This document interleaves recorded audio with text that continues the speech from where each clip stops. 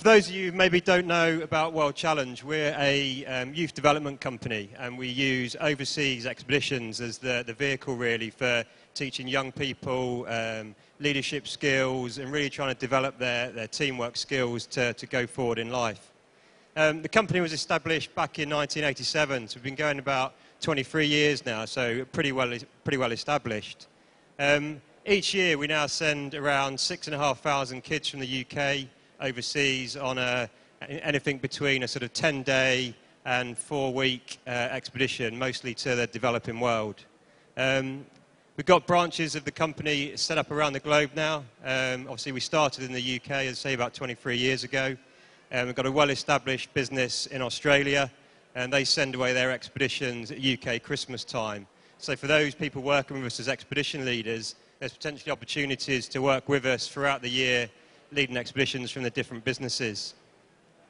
The company used to be based in London, and we moved out to High Wycombe in Bucks a couple of years ago. And we've got about 150 permanent UK staff that we employ.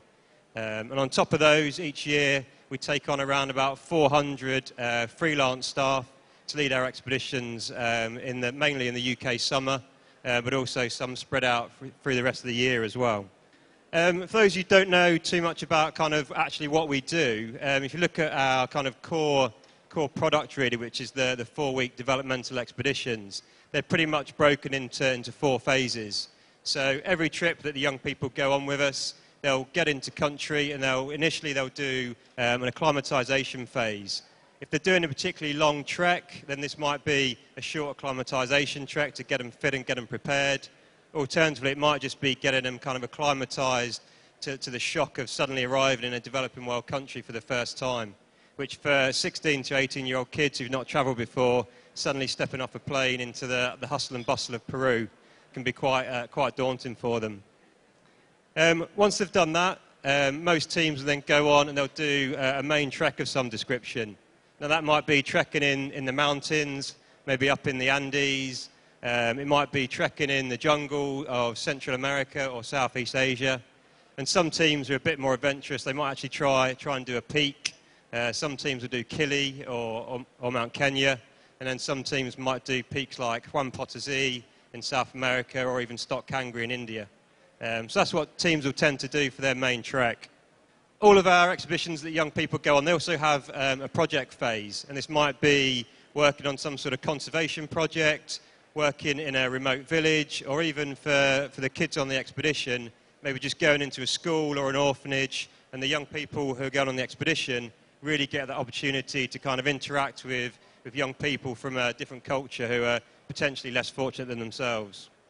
And then towards the end of the expedition, teams will have what we call the R&R phase, which is really, whilst it says on there rest and relaxation, we like to really think of it as a reflection time. So it's a chance for the young people with their expedition leader and teacher to look back over the 4 weeks and what they've achieved and actually try and think that maybe how they can take that forward when they go to university or in life beyond that. So that's kind of a bit about World Challenge and what we do as an organisation. And I was also asked to talk briefly kind of about how I got into the outdoor industry and World Challenge. So I left the armed forces about 6 years ago and joined World Challenge. I was fortunate enough that when I was in the forces, I gained most of my outdoor qualifications, so I could transfer those across to working in the outdoor industry. When I was leaving the forces, I was pretty clear that I wanted to work in the outdoor industry somewhere, but I also kind of was getting married at the time, and my wife wanted me to earn a decent wage, I think. So for me, the prospect of being purely a freelance instructor wasn't going to quite work. And I also wanted a job of a bit more kind of management and be able to progress on that side. So I looked at the industry and I saw World Challenge as one of the bigger companies. So I applied to work for World Challenge initially on a 3-month contract, working in our operations centre that supports the expeditions 24/7 when they're out in country. And really I saw that as a good stepping stone and a foot in the door. So I did that for a 3-month contract back in 2006, and I was fortunate that as that was coming to an end, there was a job going and I was asked to apply. So I then spent a couple of years working for the company, recruiting, training and managing all of the freelance expedition leaders that work with us, which was a fantastic job and thoroughly enjoyed it, and also very, very rewarding to kind of bring new people into the business and then talk to them when they get back and just kind of really talk to them about kind of what they gain from seeing a group of young people develop over 4 weeks. And it's a bit of an aside really, but I've always kind of likened taking young people on a World Challenge expedition to taking a group of young soldiers away on operations in that you take away a bunch of kind of very young, quite tentative people, and 4 weeks later you really do bring back a group of people who have matured and are kind of positive and confident to go forward and do new things. So I worked on that front for a couple of years, and then I moved on to take on a role of looking after all of the HR and the training for both all of our full-time staff and our expedition leaders, really. For me, working for World Challenge really gives me the best of both worlds. And as I said, that I've got a kind of managerial type role as well, but it's still working for a company that's heavily involved in the outdoors, and I still get the opportunity to go away and lead expeditions. Over the years, I've led trips to Morocco, Croatia, taken teams to Malaysia, a couple of years ago to Mongolia for 4 weeks, which was absolutely incredible. And this year, I'm heading off to Iceland again for 10 days with a school I've taken away previously. And so I can't kind of sell the benefits enough, really, of leading a kind of youth development expedition and just seeing the change in young people in the time that they're away with you.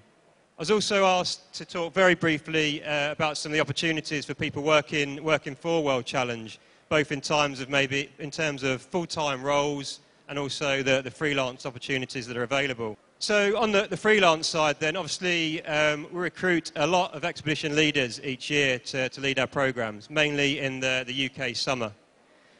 What we look for in our leaders, as a minimum standard, we want them to have the UK summer mountain leader as a minimum, or if you come from the forces, some of the military qualifications might be relevant.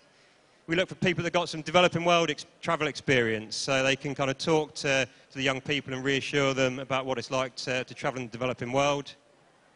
A good amount of youth development experience or time working with young people is key. Obviously, as I said at the start, the expedition really is just a tool for developing young people. So we really want people that have got experience and good skills in kind of getting young people to reflect on what they've done to develop them going forward. So really the job of an expedition leader, there's two key things. The first is to make sure that the kids are safe and have a safe expedition. And then the second is to ensure they really get some development out of their time on a World Challenge programme. We also employ expedition assistants every year, and this summer we're looking at having about 60 expedition assistants travelling with us. They're generally ML trained, and they're generally kind of aspirant leaders, so they're hoping in a year or 2 years to be in the position where they're going to be leading an expedition themselves. So going away with an experienced leader is a great way for them to develop as well as the young people. So basically an assistant, we're looking for the same skills as a leader, just maybe a couple of notches down the rung really, or a couple of steps lower down on the ladder. One that we've been developing over the last 2 years and is really just kind of finding its feet now. It's a bit of like a distance learning apprentice scheme. So we're looking at kind of young people maybe still at uni doing an outdoor ed degree maybe, or just finishing, and it's people that they stand out for some reason. So either they might have got their ML at a really, really young age and they're doing well, but something about them makes them stand out from the rest of the university leavers on the outdoor courses. So we're putting together a program over 18 months where we're doing some training and development work with them, getting them away on expedition to really try and bring people through much earlier into the overseas side of the outdoor industry.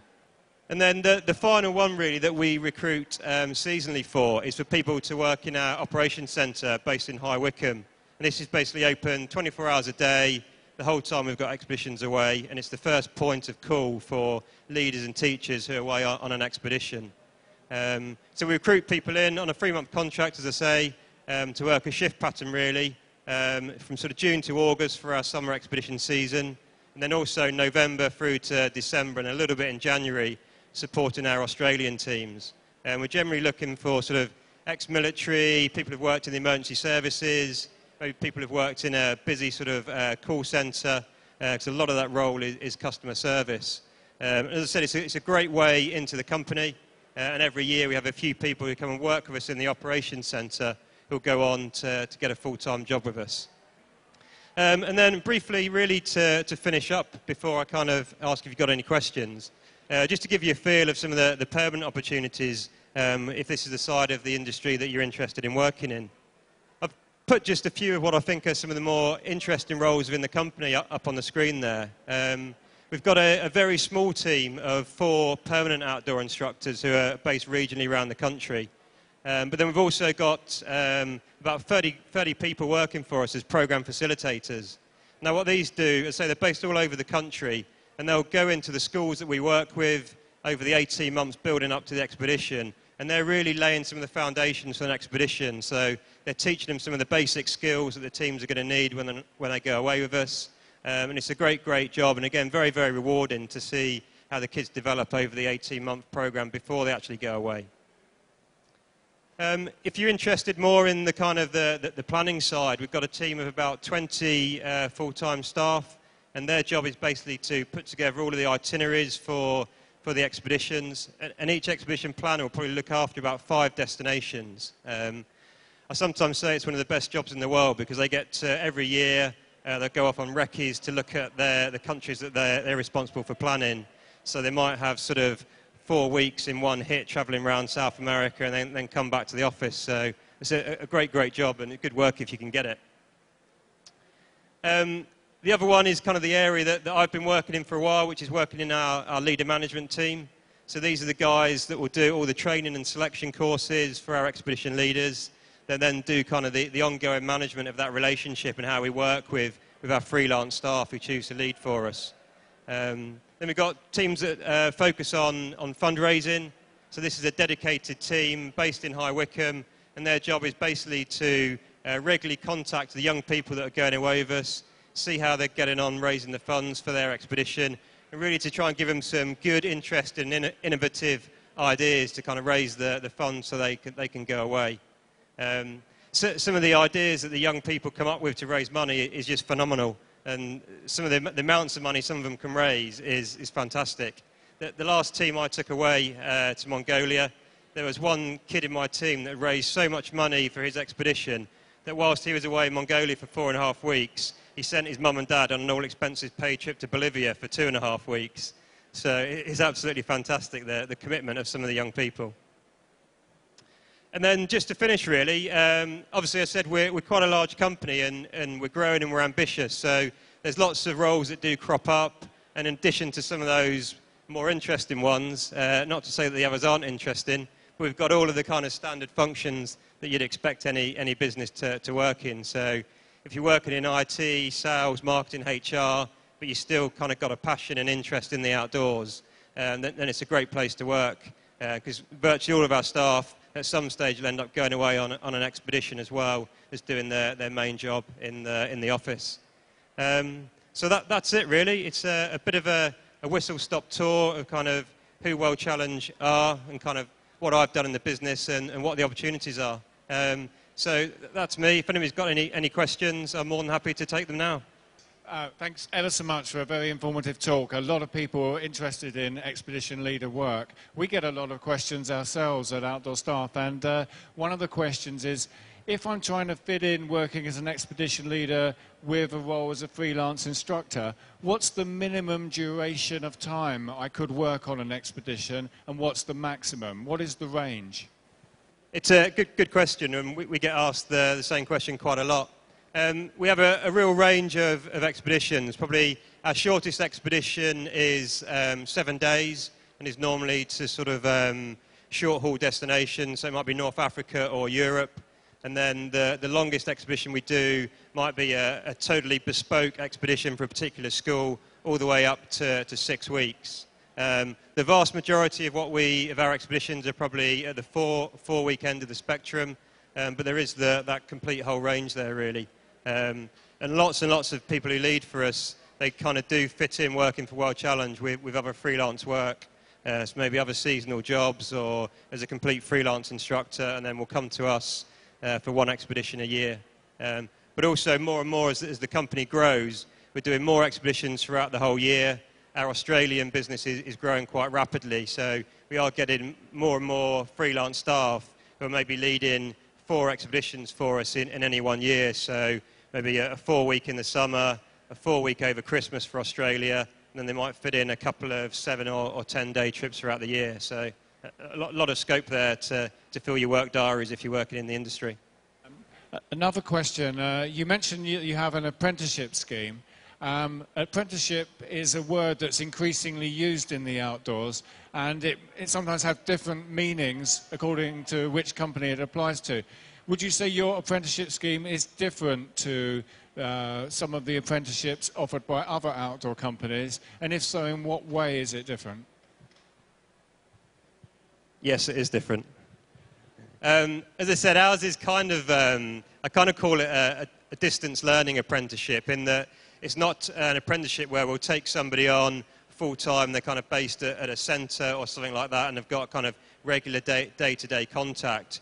Really, we kind of, as I say, we're looking for people who have maybe left uni on an outdoor degree and have kind of stand out from the crowd for some reason. And we do a series of events training events over 18 months where they come along to an event that we run and they might go back to doing something else or working somewhere else.